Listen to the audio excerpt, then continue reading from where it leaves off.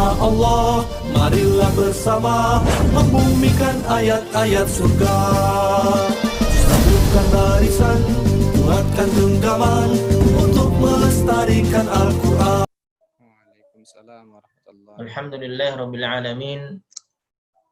Alhamdulilladzi arsala rasulahu bil huda wa dinil haqqi liyudhhirahu 'ala dini kullihi wa kafaa billahi shahida. Asyhadu an la ilaha illallah wahdahu la syarika lah wa asyhadu anna Muhammadan 'abduhu wa rasuluh.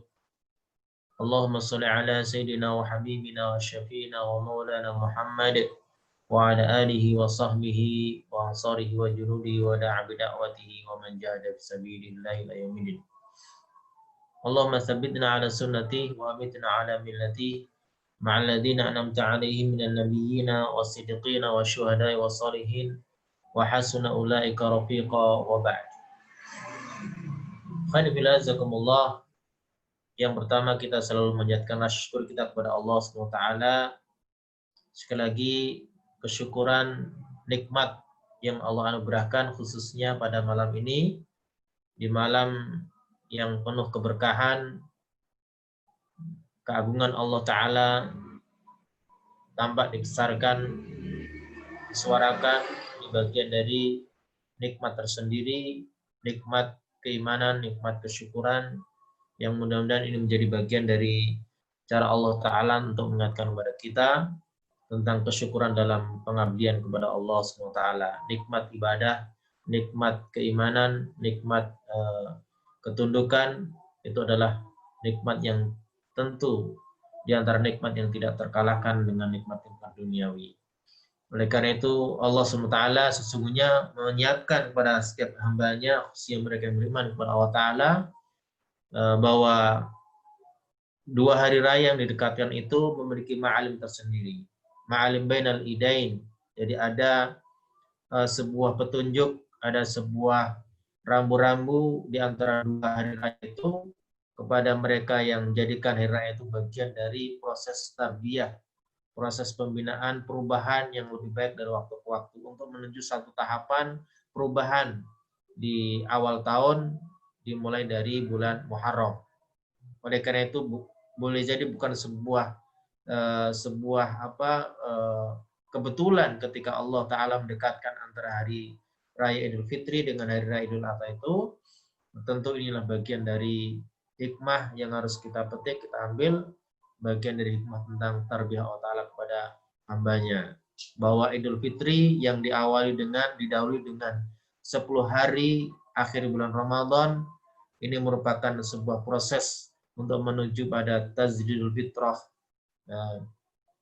merupakan proses untuk menuju perubahan atau pembaruan nilai-nilai fitrah pada diri manusia. Agar apa? Agar mesin atau ruhiyahnya dalam diri manusia itu selalu terbarui kembali, selalu memiliki sebuah kekuatan, pembaruan, dan terus memiliki sebuah kekuatan untuk menggerakkan seluruh amal kebaikan. Begitu juga Idul Adha itu diawali dari 10 hari awal di bulan Dzulhijjah, itu juga bukan sebuah kebetulan, tetapi bagian dari proses untuk mentarbiyah hambanya agar kembali terbarui nilai-nilai badzal wa tadhiyah, nilai-nilai memberi, berkontribusi, berkhidmat, dan pengorbanan. Jadi memberi dan berkorban. Itulah yang ada dalam dua hari raya, yang itu sangat dibutuhkan dalam proses hijrah, proses perubahan di tahun hijrah berikutnya, dimulai dari bulan Muharram, yang itu bagian dari 4 bulan yang disisikan oleh Allah SWT.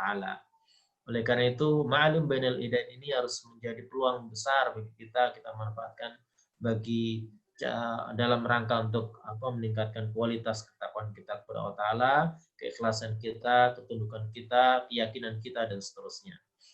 Oleh karena itu, marilah sekali lagi kita bersyukur kepada Allah Ta'ala. Mudah-mudahan nilai tajdidul fitrah ini dari Idul Fitri itu untuk mampu memperbarui mesin ruhiyah kita, sehingga mampu menggerakkan amal-amal kebaikan kita. Kemudian tajdidul Idul Adha sebagai sebuah tajdidul badal wa tadhiyah untuk memperbarui nilai memberi, berkontribusi, dan berkorban itu juga mampu memenuhi secara cukup kapasitas kapasitas dari bahan bakar yang cukup itu agar dalam perjalanan jihad fisabilillah, perjuangan itu kita tidak akan pernah kehabisan suplai bahan bakar untuk melakukan sebuah jihad, sebuah perjuangan yang itu sesungguhnya membutuhkan pengorbanan. Dan oleh karena itu sesungguhnya kalau kita ambil pelajaran dari Idul Adha itu, maka ada dua amalan yang diunggulkan di sana, yaitu haji dan kurban. Dua amalan ini yang menjadi sebuah ikon, sebuah amalan yang diunggulkan di bulan Dzulhijjah, menjadi bagian tersendiri yang untuk mengingatkan kita pada pembaruan tadi, nilai perjuangan, nilai pengorbanan, dan nilai kontribusi dalam amal-amal kebaikan. Dan oleh karena itu Allah SWT meletakkan nilai itu juga dalam satu surat yang sangat indah sekali, di surat Al-Hajj, yang kita tidak temukan di surat-surat lain. Di surat Al-Hajj yang Allah namakan dari salah satu nama rukun Islam yang itu tidak kita temukan di surat lain. Semua surat yang ada tidak kita temukan kecuali di surat Al-Hajj, menjadi salah satu nama mengambil dari salah satu rukun Islam. Ini tentu juga punya sebuah ibrah pelajaran, atau punya sebuah ibrah bagi kita untuk mengambil apa sih isyarat yang terkandung di dalam surat Al-Hajj.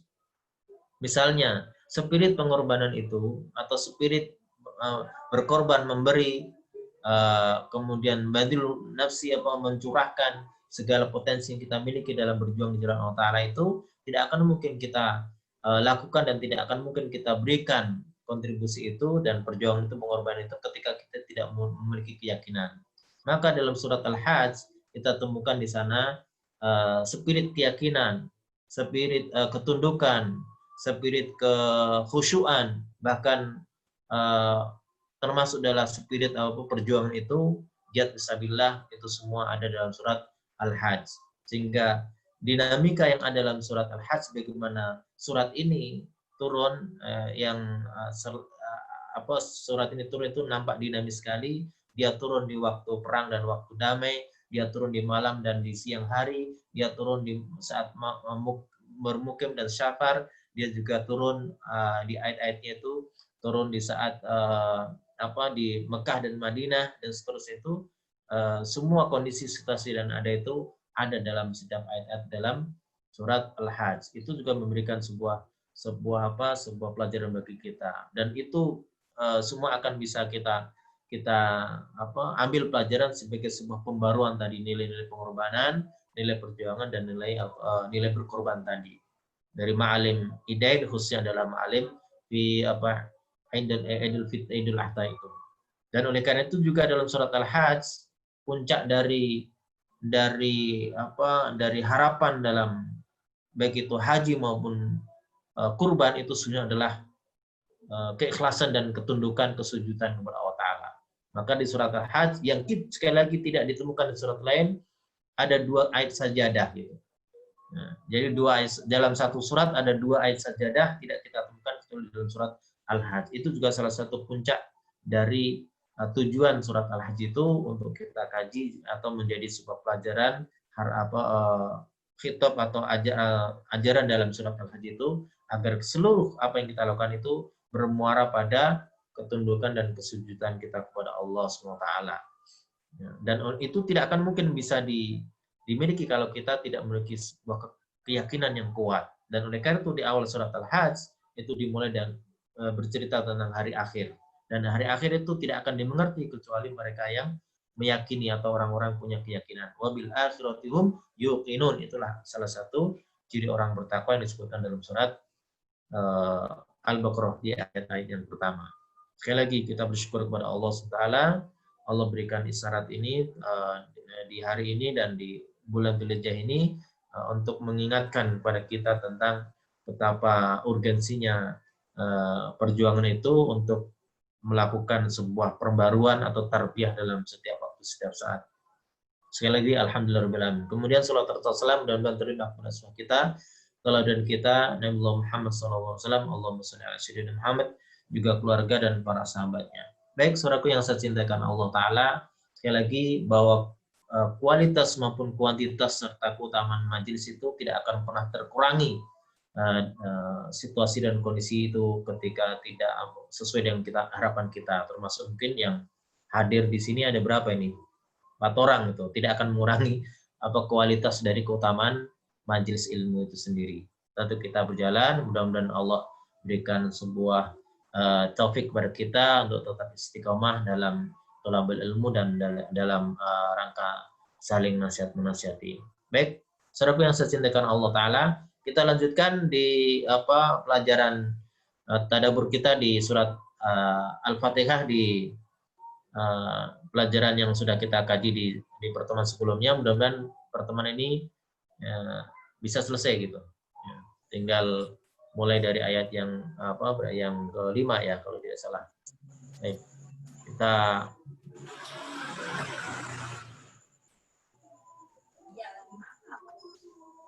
bentar. Di screenshot kok nggak bisa ya.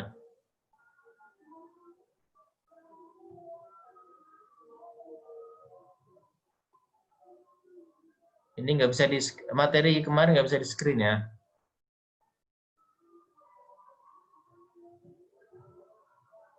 Coba ini hostnya bisa nggak bantu?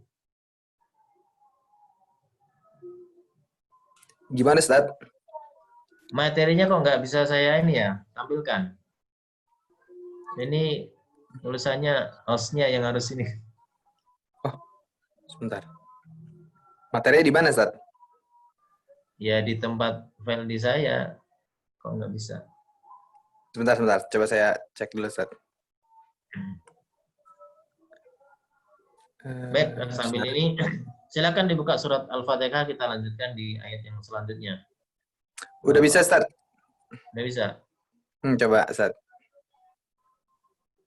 Oke.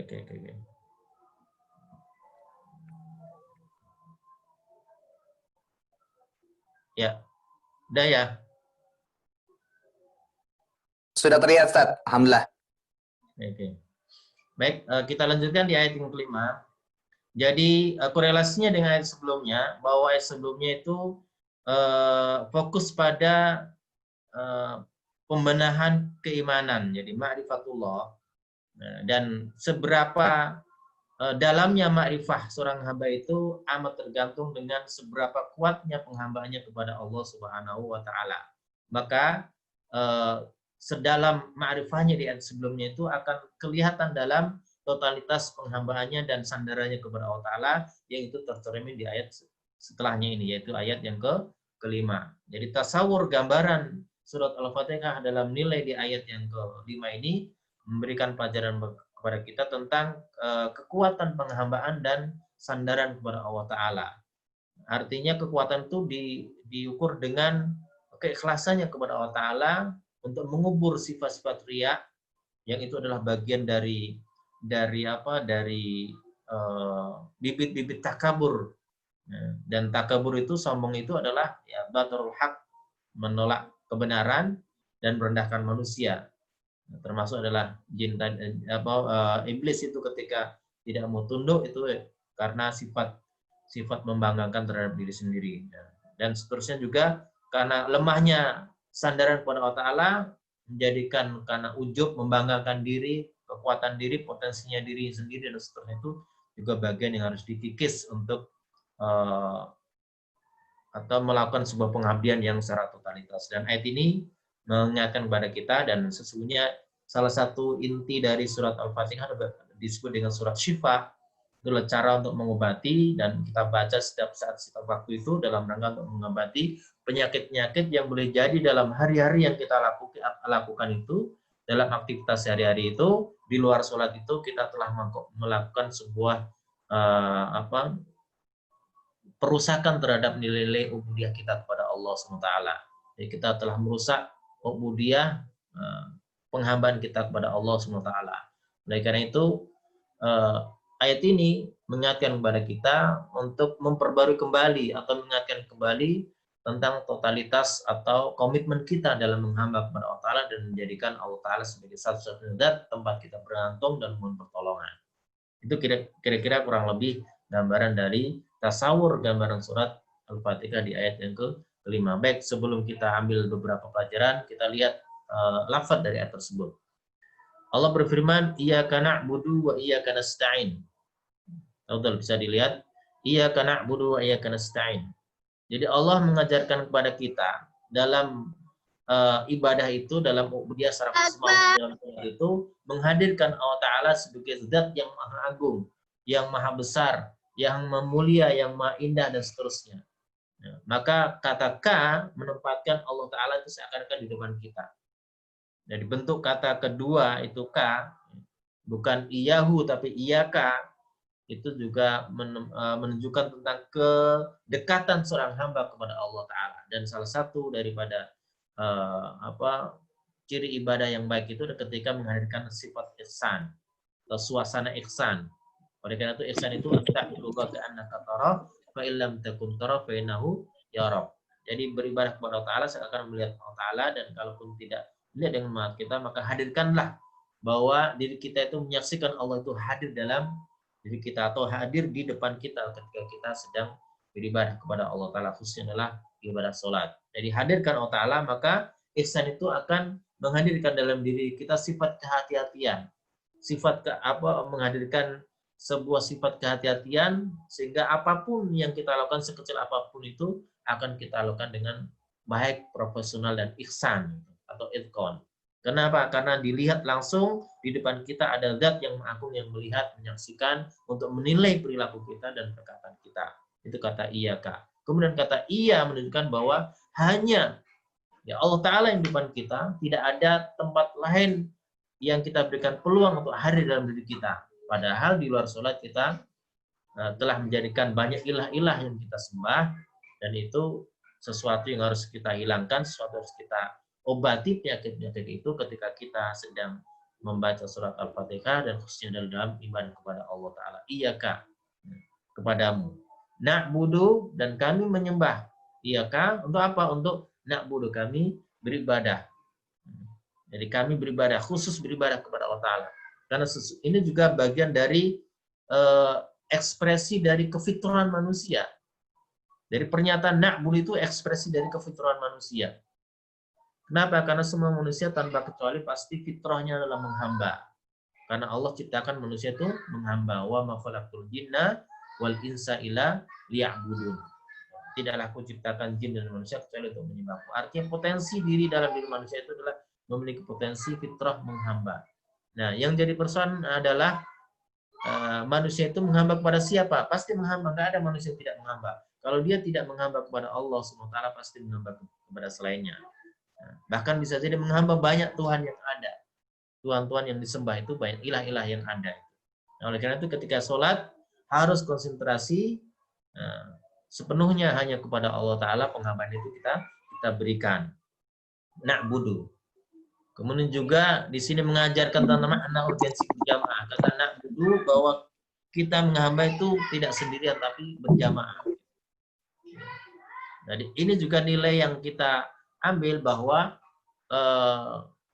seakan-akan Allah yang tadi K di depan itu tidak akan melihat diri kita saja, tapi Allah melihat semua hamba-hambanya sedang berkomunikasi kepada Allah Ta'ala. Ini juga menunjukkan bahwa tidak ada yang paling baik dan atau yang paling buruk dan seterusnya. Tetapi Allah akan melihat nilai jamaah itu akan menutupi segala kekurangan-kekurangan dari setiap hambanya. Itu salah satu hikmah. Makanya ketika sholat itu ya Allah tidak akan melihat satu persatu mana yang khusyuk, tidak khusyuk, dan seterusnya. Tetapi semua sama rata, 27 derajat pahala berjamaah itu salah satu contoh dalam ibadah sholat. Apalagi ibadah yang lebih luas, yaitu ibadah mahdhah, itu semua tetap membutuhkan pentingnya berjamaah dalam menjalankan amal-amal kebaikan. Iyyaka na'budu wa iyyaka nasta'in, dan hanya kepadamu, diulang kembali. Ini menunjukkan bahwa dua hal tersebut adalah satu yang amat penting dalam diri manusia. Seakan-akan bahwa kita tidak akan bisa beribadah kepada Allah Ta'ala tanpa bantuan kepada Allah Subhanahu wa Ta'ala. Maka ibadah kita minta taufik Allah Ta'ala untuk membantu, nasta'in. Bahwa isti'anah itu menjadi sebuah organ bagi seorang hamba dalam rangka pengabdiannya kepada Allah Subhanahu wa taala. Nah, isti'anah atau nasta'in itu di dalam Al-Qur'an contoh misalkan di ada 2 ayat di surat Al-Baqarah tentang nasta'in ini, yaitu 2 amalan yang diunggulkan Allah Ta'ala untuk menjadi wasilah sarana untuk mohon pertolongan Allah Subhanahu wa taala, yaitu sabar dan sholat. Makanya ini suasana sholat dalam ia karena berikan nasta'in di dalam surat Al-Fatihah, ketika baca dalam sholat itu sangat erat hubungannya dengan kemampuan seorang hamba menghamba atau mengabdi kepada Allah Subhanahu wa taala. Iya karena nasta'in, sebagaimana Allah sebutkan, dua wasilah tersebut adalah sabar dan sholat. Ayat yang awal itu wasta'inu bis-sabri was-shalah wa innaha lakabiratun 'alal khashi'in. Kemudian ayat yang ke-153 kalau tidak salah, ya ayyuhalladzina amanu ista'inu bis-sabri was-shalah innallaha yuhibbus sabirin. Itu sama intinya. Jadi Allah minta kepada kita untuk menjadikan sabar dan sholat itu sebagai sarana untuk menghadirkan pertolongan dari Allah Subhanahu wa taala. Jadi ada usaha dulu, ikhtiar dulu, baru nanti Allah bantu berikan pertolongan. Itu isti'anah dengan sabar. Nah, korelasinya apa antara sabar dengan sholat? Itu juga ada hubungan dengan ibadah dan isti'anah. Jadi sabar itu Allah berikan kepada manusia yang tidak diberikan kepada makhluk lain, bahkan malaikat, binatang. Itu tidak diberikan kesabaran. Sabar hanya diberikan kepada manusia. Oleh karena itu hanya orang-orang yang sabarlah yang memasuki surga Allah Ta'ala yang akan dimuliakan di dalam surga Allah Ta'ala. Salamun alaikum bima sabartum fa ni'ma uqbad dar. Jadi korelasinya apa antara sabar dan sholat? Sabar adalah sarana komunikasi seorang hamba dalam aspek syahwatnya atau nafsunya. Jadi ketika manusia berhubungan kepada nafsunya yang ada dalam diri manusia itu, maka komunikasi yang harus dilakukan adalah dengan kesabaran. Jadi sabar untuk mengelola komunikasi antara manusia dengan nafsunya. Itu sabar.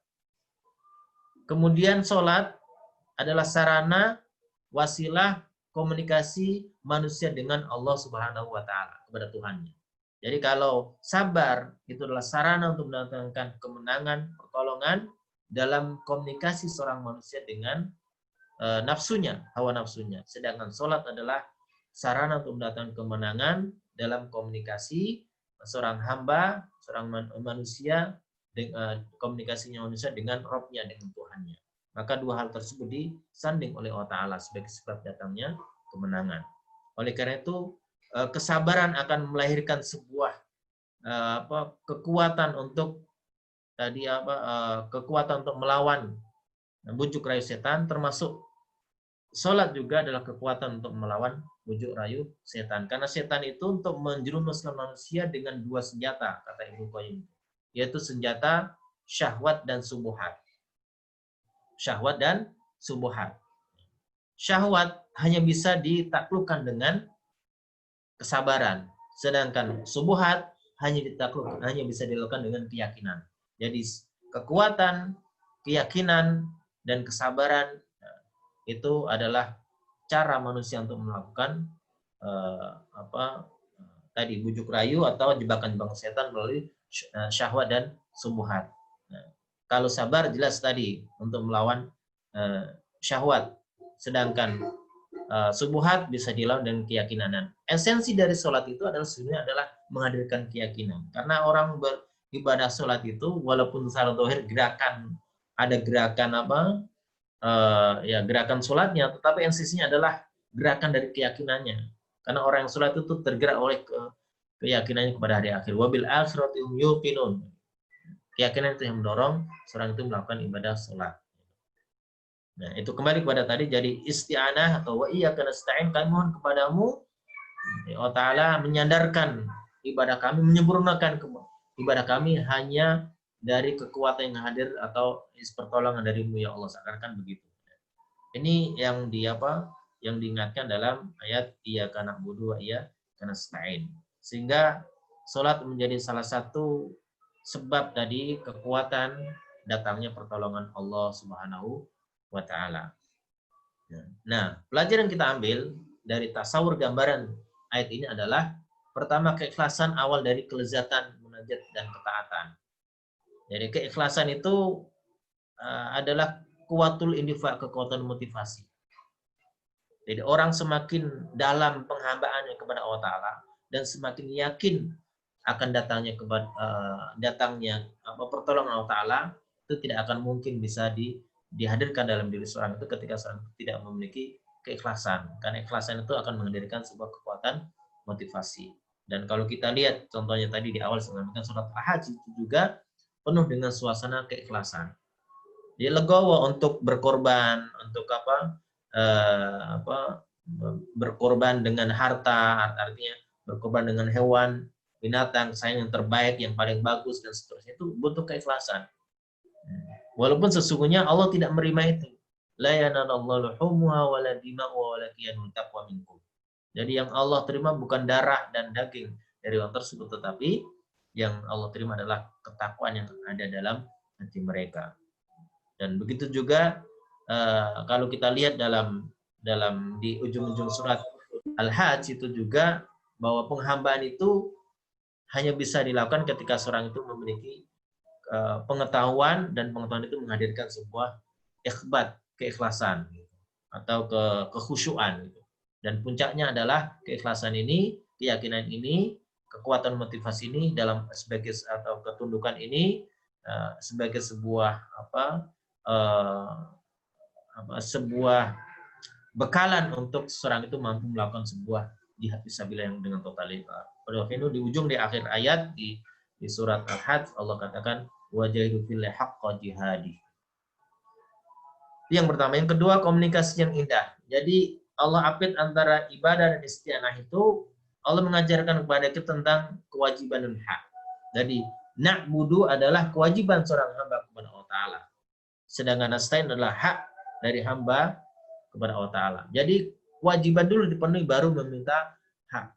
Kira-kira begitu. Maka disandingkan atau bahkan secara urutan yang sangat indah ini Allah letakkan dalam ayat iyyaka na'budu wa iyyaka nasta'in. Kemudian yang berikutnya yang tadi sudah sampaikan, ayat ini juga mengajarkan tentang pentingnya berjamaah. Bahwa meskipun dalam ibadah kepada Allah Ta'ala, komunikasi secara fardhi seorang hamba kepada Allah Ta'ala itu tidak boleh lepas dari esensi berjamaah. Bahkan andaikan seorang itu tidak sholat berjamaah pun, ketika sendirian, redaksi ayat ini tidak boleh dirubah. Karena spiritnya berjamaah, na'budu. Tidak akbudu, gitu, tapi na'budu. Jadi kami, jadi menghadirkan orang-orang kami, semua yang hamba-hambamu itu sesungguhnya adalah menghamba kepada engkau. Kira-kira begitu. Itu tasawur dalam ayat yang 5. Baik, kita lanjut yang berikutnya. Nah, iyyaka na'budu wa iyyaka nasta'in. Korelasinya, kami mohon kepada yang ujung ayatnya nasta'in. Kami memohon pertolongan darimu. Untuk apa? Untuk bisa tetap dalam hidayahmu. Hidayah dalam jalan yang lurus, kira-kira begitu. Untuk tetap memegang kekuatan taufikmu ya Allah, agar kami tidak tersesat. Begitu juga agar kami bertambah terus hidayah petunjukmu, agar kami tidak berhayal dalam setiap amal-amal kebaikan. Walaupun amal kebaikan kadang-kadang orang itu terjebak pada sebuah khayalan. Seakan-akan amal itu yang akan menolongnya. Padahal seseorang itu beramal karena taufik dari Allah Subhanahu wa Ta'ala. Bahkan rahmat Allah Subhanahu wa Ta'ala. Jadi ketika seorang hamba masuk surga Allah Ta'ala bukan karena kekuatan amalnya, tapi karena rahmat dari Allah Subhanahu wa Ta'ala. Itulah yang diminta dalam nasta'innya, pertolongan itu diminta adalah agar Allah terus menambah hidayahnya dalam jalan yang lurus. Maka korelasi di ayat berikutnya, yang diminta apa dalam penghambaan itu, pertolongannya adalah agar Allah menolong tetap dalam jalan yang lurus. Ihdinas siratal mustaqim. Baik. Kata ihdinas siratal mustaqim mengingatkan pada kita ya bahwa hidayah itu harus diminta setiap waktu, setiap saat. Jadi doa yang paling utama dalam hidup seorang hamba itu adalah minta hidayah. Jadi doa yang paling utama seorang hamba itu adalah minta hidayah. Padahal ketika orang sholat itu kan orang sudah Islam, makanya Shiratal Mustaqim secara kesimpulan utamanya kan semua ulama tafsir menjelaskan maksud Shiratal Mustaqim adalah dinul Islam. Ketika seorang sudah berada dalam dinul Islam, sudah beragama Islam, dapat petunjuk agama Islam, berarti dia sudah berada dalam petunjuk Allah Ta'ala, hidayah. Tapi kenapa setiap sholat, khususnya ketika membaca surat Al-Fatihah itu, diminta untuk memohon kepada Allah Ta'ala petunjuk ihdinas siratal mustaqim, di dalam jalan yang lurus. Hikmahnya apa? Artinya bahwa hidayah itu bertingkat-tingkat. Hidayah itu bisa bertambah, bisa berkurang sebagaimana iman. Makanya meminta hidayah. Setelah dapat hidayah, minta agar hidayah itu ditambah oleh Allah Ta'ala. Maka Allah katakan di ayat lain itu, walladzi wa yazidullahu alladziina ihtadaw huda. Dan Allah selalu menambahkan petunjuk kepada orang yang telah mendapatkan petunjuk. Atau di ayat lain Allah katakan walladzina ihtadaw huda walladzina ihtadaw zadahum huda wa atum taqwahum. Surat apa itu? Surat apa? Muhammad kalau tidak salah ya. Walladzina ihtadaw zadahum huda wa atum taqwahum. Itu artinya bahwa hidayah itu ditambah, bisa bertambah, artinya Allah akan memberikan hidayah khususnya wa atum taqwahum, dengan ketakwaan. Jadi semakin orang bertakwa, maka dia telah mendapatkan tambahan hidayah dari Allah Subhanahu wa taala. Seorang ulama Syekh Zuhaili dalam tafsirnya itu meringkas ada beberapa tingkatan hidayah itu. Yang puncaknya adalah taufik dari Allah Ta'ala. Ada 5 kalau tidak salah itu. Yang pertama adalah manusia itu sejak Allah menciptakan manusia itu awal pertama diberikan hidayah kefitrahan insaniah. Jadi naluri sebagaimana binatang juga diberikan ya, naluri itu hidayah. Jadi naluri dalam diri manusia. Kemudian berikutnya hidayah panca indera. Itu binatang juga sama diberikan panca indera. Yang tahu rasa, ini rasanya dingin, rasa itu karena hidayah Allah Ta'ala. Bisa melihat, bisa mendengar, dan seperti itu udah hidayah Allah Ta'ala. Makanya Allah katakan, wallahu akhrajakum min butuni ummahatikum la ta'lamuna syai'a wa ja'ala lakum sam'a wal absara wal afida qalilan ma tashkurun. Itu hidayah Allah Ta'ala. Kemudian yang ketiga adalah hidayah akal. Jadi setelah naluri, panca indera, kemudian hidayah yang tinggi berikutnya, yang urutannya adalah akal. Dan itu hanya diberikan kepada manusia, bahkan akal. Maka berkali-kali Allah katakan, afala ta'qilun, inna fi dzalika latafakkarun. Itu untuk merangsang hidayah dalam diri manusia, untuk menggunakan hidayahnya. Makanya ketika orang itu tidak memaksimalkan akalnya dengan baik, maka ya dia tidak akan mendapatkan hidayah. Ya. Ketika dia punya akal itu sudah dapat hidayah, tapi ketika akal tidak diolah, maka hidayah tidak akan bertambah. Itulah maksud wa yazidul ladzina ihtadaw huda, di antaranya Allah menambah petunjuk kepada orang yang telah mendapatkan petunjuk. Kemudian yang keempat, kata Syekh Zuhaili dan tafsirnya itu hidayah agama. Hidayah agama. Jadi risalah yang diturunkan Allah Ta'ala dan Al-Quran yang diturunkan Allah Ta'ala itulah hadir sebagai hidayah. Hudan sebagai petunjuk. Inna hadzal Qur'ana yahdi lillati hiya aqwam, sebagai petunjuk. Jadi hidayah agama. Tapi tidak semua manusia yang beragama itu terus bertambah hidayahnya. Maka yang diminta selanjutnya yang paling puncak adalah taufik dari Allah Subhanahu wa taala. Dan itu kata Syekh Zuhaili, itu yang dimaksud dengan ayat ihdinas siratal mustaqim, yaitu taufik dari Allah Ta'ala. Nah, bantuan dari Allah Subhanahu wa taala. Kekuatan yang Allah hadirkan dari Allah Subhanahu wa taala kepada hamba untuk tetap istiqomah dan bertambah hidayahnya, petunjuknya dalam menjalankan agama tadi. Bahkan memaksimalkan, mengoptimalkan akalnya, menjaga, menyempurnakan panca inderanya, mengasah ketajaman nalurinya, dan seperti itu hanya datangnya dari taufik Allah Ta'ala. Maka kita minta kepada sang pemilik taufik, yaitu Allah Subhanahu wa taala, ihdinas siratal mustaqim. Dan itulah yang kita minta dalam yang diajarkan dalam doa-doa baik di Al-Quran maupun dalam hadis. Contohnya, Di awal surat Al-Imran itu Allah katakan, Rabbana la tuzigh qulubana ba'da idh hadaytana wa hab lana min ladunka rahmah innaka antal wahhab. Jadi, ya Tuhan kami, Rabbana la tuzigh qulubana, jangan engkau palingkan hati kami ya, kepada kesesatan, ya, pada kekhayalan, ya.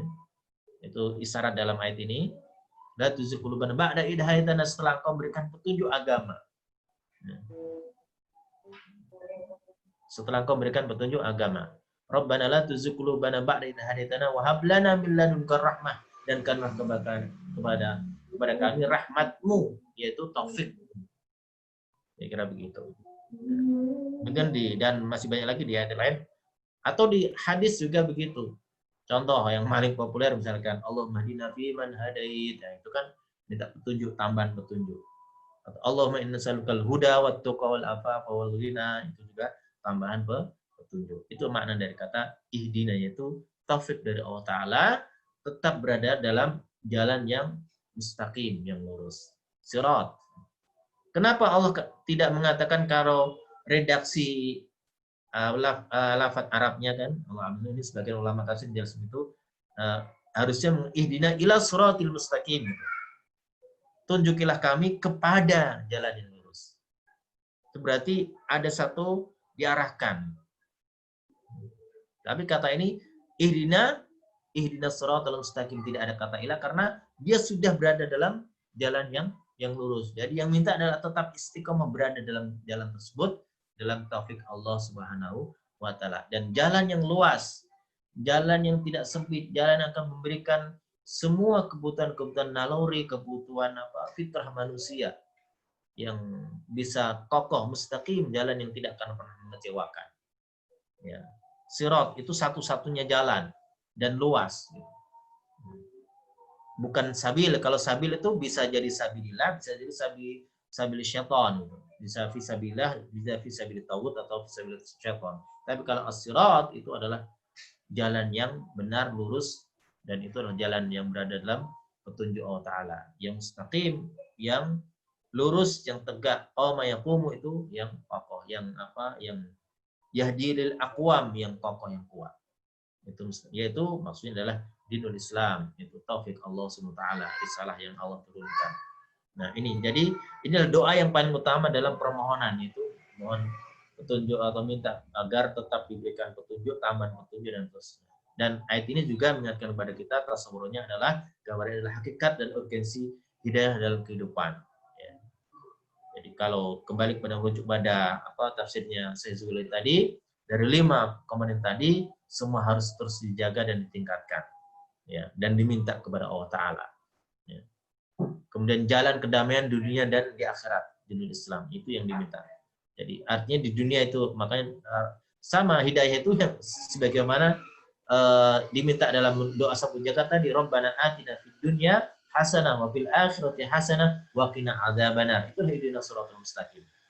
Ya Rabbana atina fid dunya, ya Allah, karuniakanlah, berikanlah kepadaku fid dunya itu hasanah, kebaikan. Kata hasanah itu adalah kebutuhan yang mendatangkan kedamaian di dunia.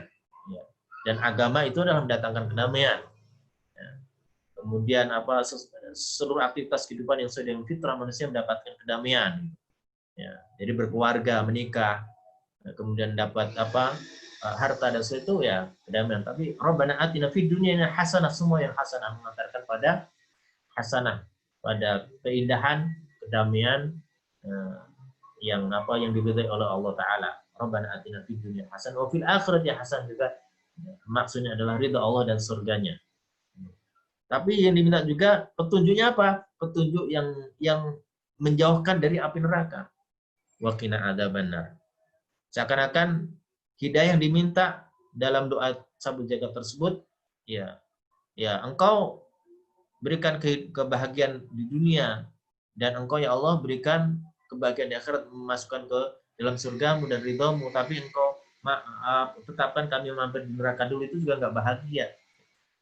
Makanya diminta 3 hal. Atina fid dunya hasanah wa fil akhirati hasanah wa qina adzabannar.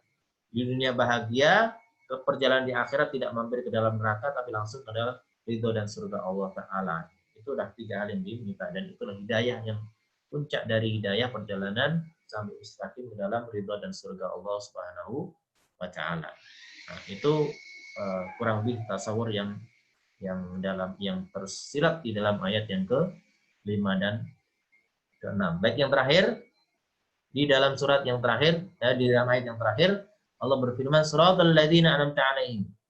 Nah, jalan tadi yang ditempuh tadi, hidayah yang diminta tadi bukan sesuatu yang baru. Bukan sesuatu yang baru, yang mengawang-awang, yang wah ini sulit dan seterusnya, sesuatu yang tidak jelas, tapi jalan yang telah ditempuh oleh orang-orang yang telah diberikan nikmat Allah Ta'ala. Jalan yang sudah terbukti telah memberikan kebahagiaan dan kenikmatan kepada hamba-hamba yang Allah pilih. Jadi ketika kita membaca siratal ladzina an'amta 'alaihim, maka tidak ada layak sifat kekufuran yang ada dalam diri kita atas nikmat hidayah ini. Dan nikmat itu telah dibuktikan dan dirasakan telah dijalani oleh orang-orang sebelum kita. Jadi, sehingga ketika kita membaca siratal ladzina an'amta 'alaihim, kebayang orang-orang minal ladzina an'amta 'alaihim minan nabiyyina wasiddiqina wasyuhada wassalihin. Mereka adalah orang yang diberikan nikmat oleh Allah Subhanahu wa taala. Kebayang. Jadi sebuah kelompok, sebuah barisan dari barisan orang-orang telah diberikan nikmat oleh Allah Ta'ala dan terbukti dari orang-orang yang telah menjalani sebelumnya, itu para nabi, para mursalin, para siddiqin, syuhada, dan sholihin. Sehingga apa? Ketika kita meminta ihdinas shiratal mustaqim shiratal ladzina an'amta 'alaihim, ya, sesuatu yang bukan mengawang-awang, sesuatu yang tidak jelas dan sebagainya, tapi sesuatu yang sudah terbukti jalan itu ditempuh. Sehingga apa? Seberat apapun ujian-ujian yang dihadapi itu tidak akan menjadikan sebuah beban bagi kita. Karena itu setelah terbukti. Mereka toh bisa melampaui, bisa menjalani siratal mustaqim tadi, jalan yang lurus tadi. Nah, ini. Jadi siratal mustaqim adalah sumber segala nikmat adalah dari Allah Ta'ala. Ini an'amta 'alaihim mengingatkan kepada kita tentang sumber segala nikmat dari Allah. Bahwa wa ma bikum min nikmatin fa min Allah, kata Allah. Jadi segala nikmat apapun itu semua datangnya dari Allah Ta'ala. Dan nikmat juga bertingkat-tingkat, termasuk tadi hidayah. Nah, semua segala nikmat itu sumbernya dari Allah Subhanahu wa taala. Maka Allah katakan an'amta. Kata ta, kamu, berarti tidak ada yang memberikan jaminan nikmat.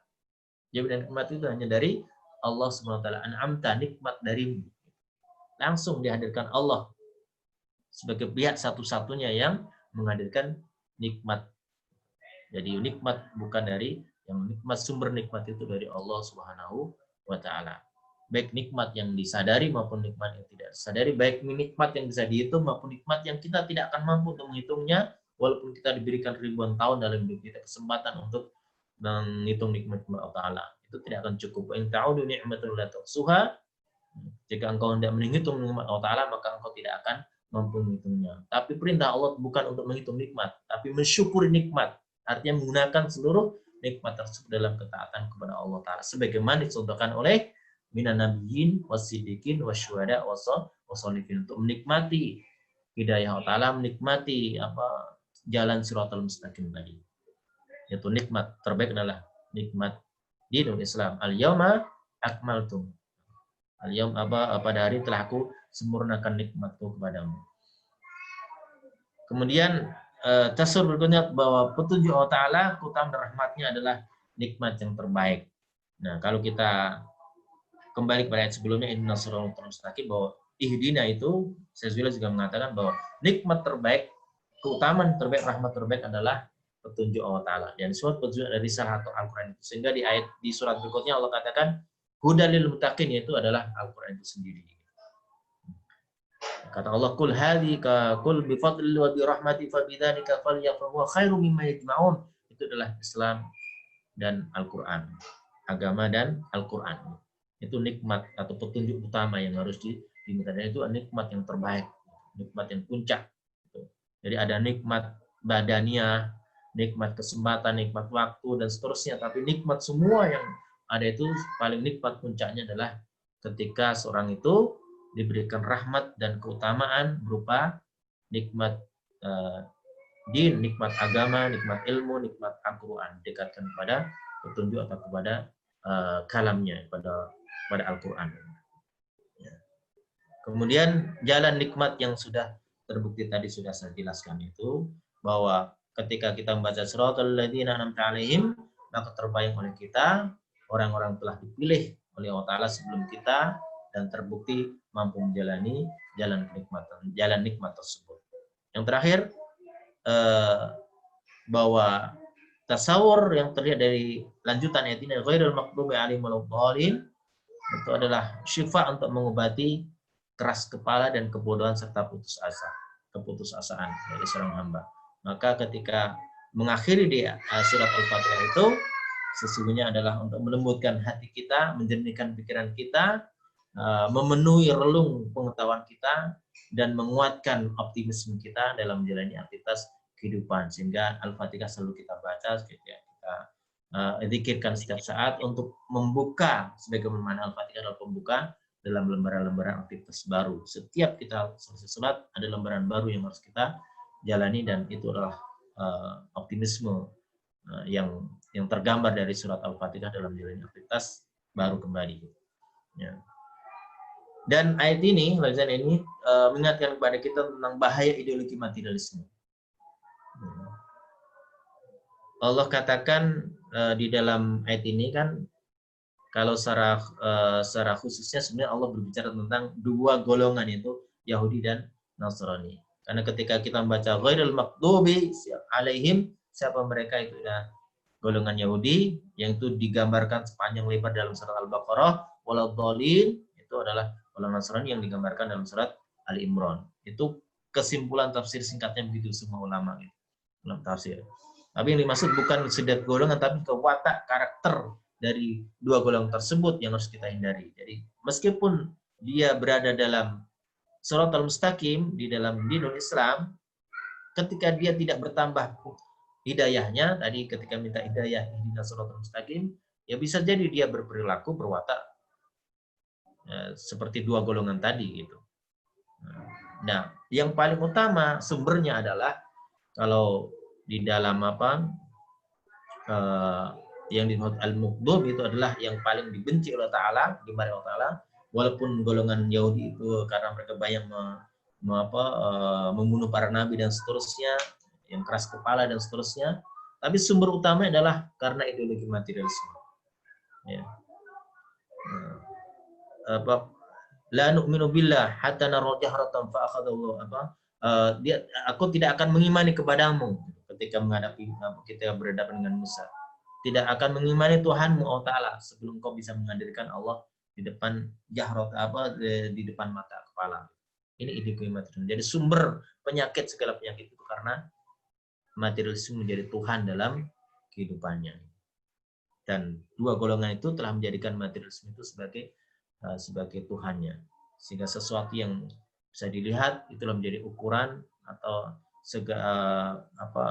barometer nilai itu dilihat dari materi. Kemudian tabiat manusia yang selalu mengekor, tidak istiqomah itu waladdallin. Walaupun ada juga ayat yang menjelaskan mengenai waladdallin adalah orang yang berputus asa, yang orang yang egois dengan tidak mau membuka diri, tidak mau tadi mengoptimalkan akalnya sehingga terus berada dalam kesesatan. Termasuk orang yang berputus asa, tidak mau berusaha, tidak mau memaksimalkan potensi dirinya untuk mendapatkan sebuah pelajaran baru, sebuah jalan baru dan seterusnya. Maka kata Allah, qala wa may yaqtu min rahmatillahi rabbi ila dhalun, dan tidaklah orang yang berputus asa atas rahmat Allah kecuali orang yang sesat. Jadi mana dhalun bisa jadi dhalin itu adalah putus asa. Baik, yang menarik korelasi antara awal ayat yaitu suratul mustaqim, suratul ladzina an'amta 'alaihim dan ghairil maghdubi 'alaihim waladdallin adalah Allah mengenalkan kepada kita tentang kemurahan dan keadilan Allah Subhanahu wa taala. Nah, jadi di ujung surat ini mengajarkan kepada kita tentang adab kepada Allah Subhanahu wa taala. Jadi kalau nikmat itu langsung disebutkan an'amta, itu sumbernya dari Allah Ta'ala. Kesadaran penuh akan nikmat itu sumbernya dari Allah Ta'ala. Wa ma bikum min ni'matin fa minallah. Tapi ketika keburukan itu ya datangnya dari manusia. Maka tidak mengatakan, dan ini ghairil maghdubi alaihim waladdallin. Bukan orang yang dimarahi, bukan yang kau marahi, tidak ada kata anta. Gitu. Seakan-akan tidak ada kehadiran Allah di situ. Jadi Allah tidak layak keburukan itu disematkan ditempatkan pada Allah Subhanahu wa taala. Jadi ghairil maghdub bukanlah yang dimarahi. Allah tidak mengajarkan kebaikan, bukanlah yang kau marahi. Itu juga yang sesat, bukan engkau yang menyesatkan, karena tersesat itu kembali kepada manusianya itu sendiri. Nah, inilah yang sesungguhnya nilai hidayah yang harus kita ambil pelajaran tentang adab bagaimana menempatkan Allah Ta'ala dalam pada ma'rifah kita, pengenalan kita kepada Allah Ta'ala tentang tadi di awal surat, yaitu keyakinan dan keimanan kita kepada Allah Subhanahu wa taala. Nah, ini surat Al-Fatihah mengajarkan kepada kita tentang beberapa tasawur, gambaran untuk membuka pikiran kita, ya, cara berpikir kita, keyakinan kita, perasaan kita, dan optimisme kita dalam perjalanan kehidupan. Sehingga ini kita baca setiap waktu untuk tadi Al-Fatihah, Fatihah untuk membuka diri kita lembaran-lembaran baru, sehingga tidak ada lagi peluang untuk tidak ada lagi tempat yang tidak layak tempat keputusasaan dalam diri kita, tapi optimisme rahmat Allah Ta'ala akan terus menaungi dalam diri seorang yang terus mensyukuri nikmat hidayah dari Allah Ta'ala. Rabbana la tuzigh qulubana ba'da idh hadaitana wa hab lana min ladunka rahmah. Allah alam shawab. Demikian yang bisa saya sampaikan, mudah-mudahan bermanfaat. Isyarat-isyarat yang dalam surah Al-Fatihah ini bagian dari renungan kita. Mudah-mudahan juga momen Idul Adha ini mengingatkan kepada kita tentang bahwa ma'alim idain itu telah disiapkan Allah Ta'ala untuk memasuki lembaran baru. Al-Fatihah jadi membuka kembali cakrawala kehidupan kita dengan lembaran-lembaran yang baru, yang indah dalam bimbingan ridho dan Allah Ta'ala nanti ketika memasuki 1 Muharram atau tahun baru Hijriah. Sehingga dengan spirit Hijriah kita akan mampu melakukan sebuah lompatan yang lebih dibanding tahun sebelumnya, karena kita telah memiliki 2 bekalan itu, Tajdidul Fitrah dan Tajdidul Badl wa Tadhkiyah. Allah a'lam shawab. Assalamualaikum warahmatullahi wabarakatuh. Dengan nama Allah, marilah bersama membumikan ayat-ayat surga. Sambungkan barisan, kuatkan genggaman untuk melestarikan Al-Quran.